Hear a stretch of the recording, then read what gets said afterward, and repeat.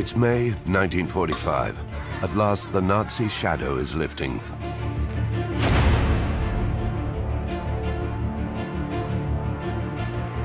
War has devastated the continent.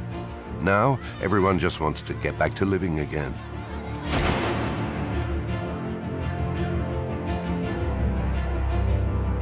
But though the guns are now quiet, the Second World War isn't over yet.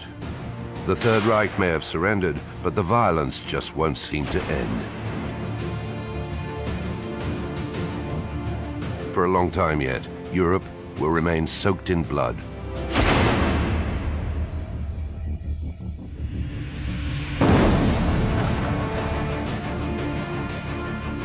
No sooner have the arms been laid down than another war looms.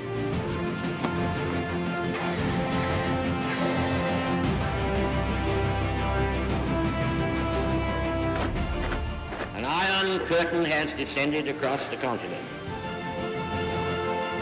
And it won't be long before the rising tide of Nazism has given way to another equally redoubtable tyranny.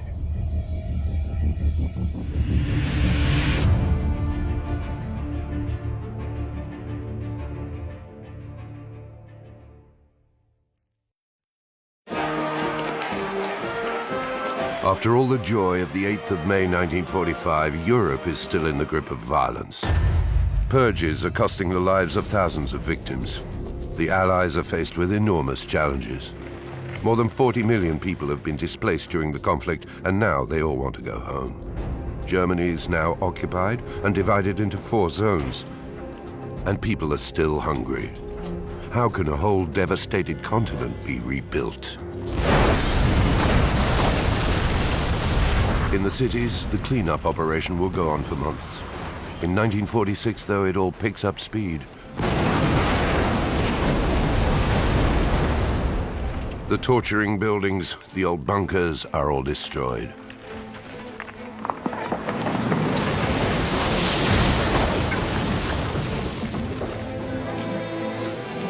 Sometimes, with a bit of help from the zoo.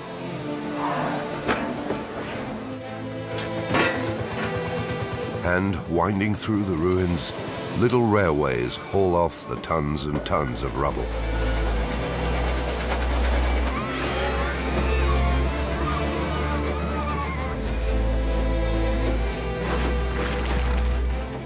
It's a surreal wonderland, a land of childhood regained.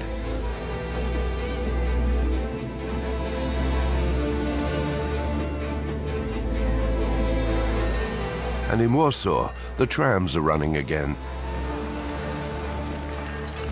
It draws an applauding crowd, and many of them are moved to tears.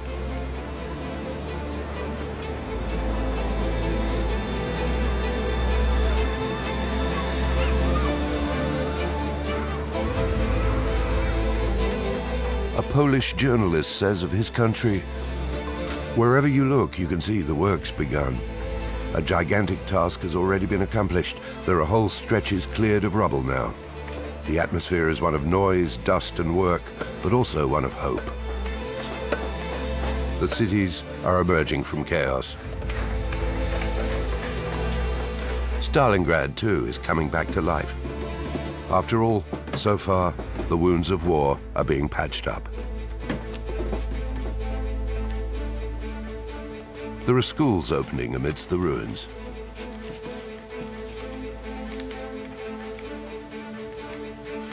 In Berlin, the women are the ones going back to school. Since manpower is scarce, they're learning the art of masonry.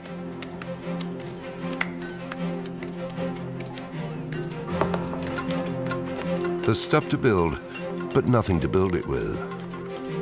So they recycle. They just clean up all the old bricks and use them again. There are no colanders, so they use German helmets.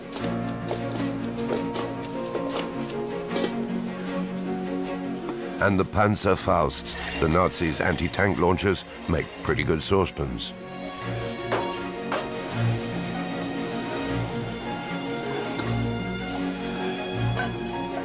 They get more mileage out of those old tires, in the form of brand new soles for their shoes.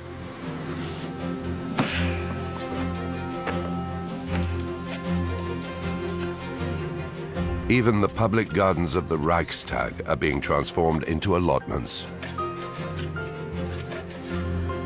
And the metro's up and running again, lit by improvised skylights.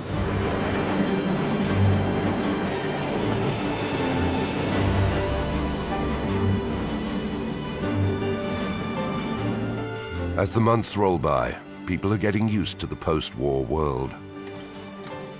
Berlin's learning to live with its ruins.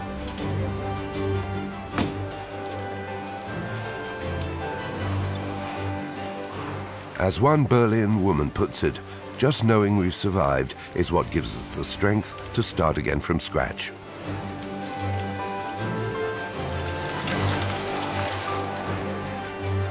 It'll take more than 20 years to rebuild everything.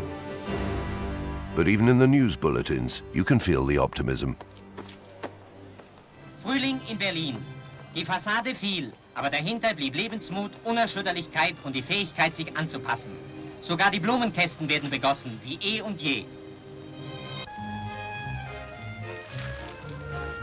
Kinder sind erfinderisch. Die Trümmerstätte wird zur Spielwiese.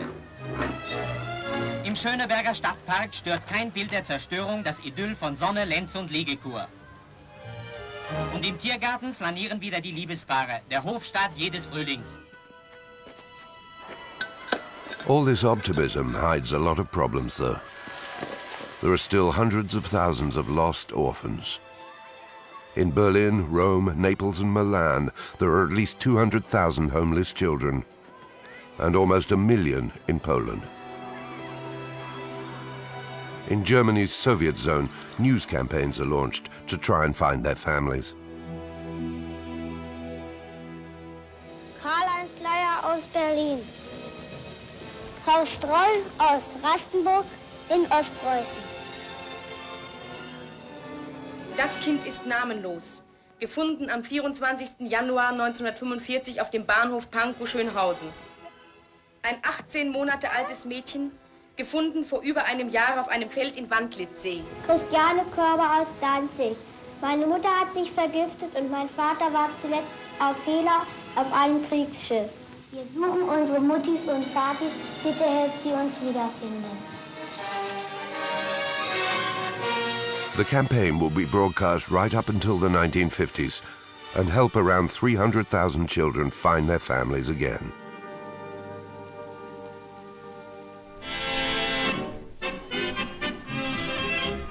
Nous avons passé par de durs moments, nous avons encore des embêtements, et dans le pays, bien des gens vous diront, ça ne tourne pas rond. With the continent inching slowly out of the shadows, people are keen to build a new world, to get the most out of life. Et simplement, sans façon, A young French girl writes, "Everything that represented a post-war first caused a scramble. Bananas, lottery tickets, fireworks. People were rushing off to the fun fair, to the circus, any excuse to get out and get together." tout remarchera à brève échéance, il y aura du bonheur et le printemps reviendra. Et hop, on entendra. It's a time of reforms. Italy abolishes its monarchy, which will soon be replaced by a republic. France ushers in a new regime, the Fourth Republic. At the same time, in France and Belgium, women at last get the vote. And in both France and Great Britain, the banks, public transport, and energy suppliers are all nationalized. The aim is to transform the economy, to make sure it's working in the interests of everyone, of the nation, and of general prosperity. In France, the social security system is put in place, while in Britain, the National Health Service is founded to provide free health care for all. This will include X-ray if it's found necessary.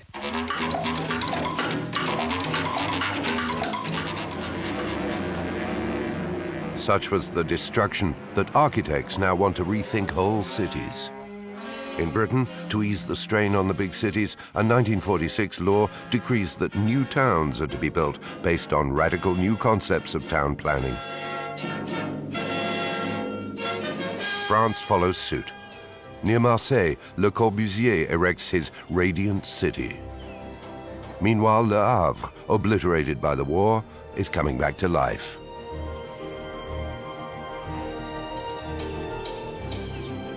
Things won't be back to normal for a while yet, but the reconstruction has begun. Another hopeful sign for the future is the steep rise in births. The days ahead now look more promising, less bleak.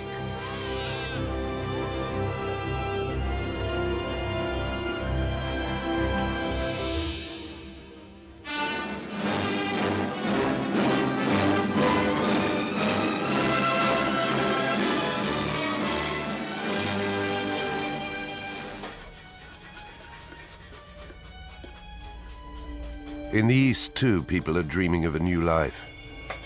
But there it's Moscow that'll be calling the tune.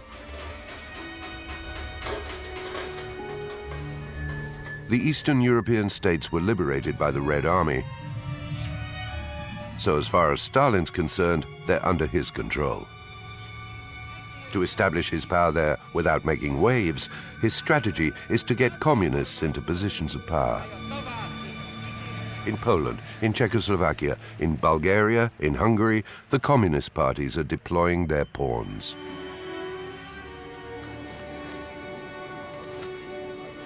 Quietly, they're taking all the key positions: justice, the military, home affairs, in an ever more repressive machinery of state.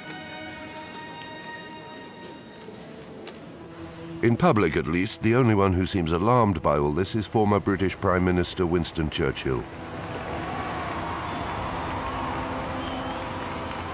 In March 1946, invited to speak in Fulton, Missouri, Churchill loudly and clearly condemns the rapidly encroaching Soviet menace. From Stettin in the Baltic to Trieste in the Adriatic, an iron curtain has descended across the continent. Nobody's listening, though. Eastern Europe's governments are blind to the Red Peril. They're still haunted by the barbarity of the Nazis. In their eyes, Germany is still the real enemy. In Hungary, Yugoslavia, Czechoslovakia, Romania, and Poland, these post-war years are the occasion for a vast settling of old scores. And the targets of all this are their German immigrant populations. They may have just arrived or have been there for decades, but from now on, they're persona non grata.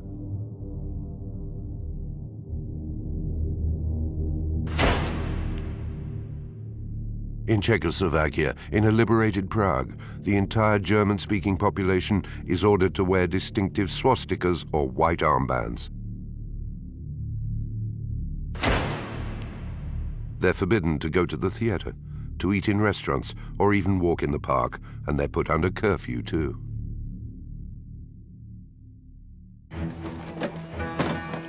And the Czech authorities soon go even further.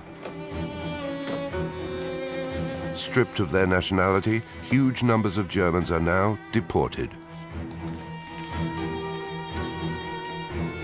There are so many refugees that whole families are rounded up into transit camps.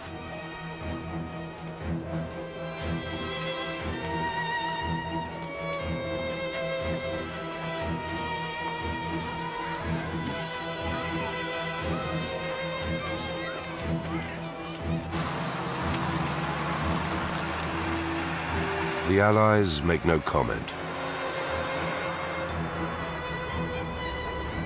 Indeed, British Prime Minister Clement Attlee declares that any means are valid that will make the Germans understand the total and irrevocable nature of their defeat.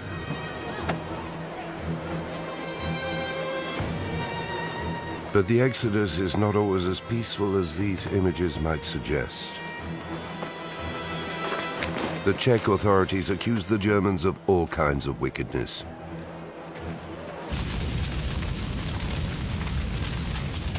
When, at Usti in the Sudetenland, a munitions dump explodes, all fingers immediately point to the Germans. A manhunt is quickly launched.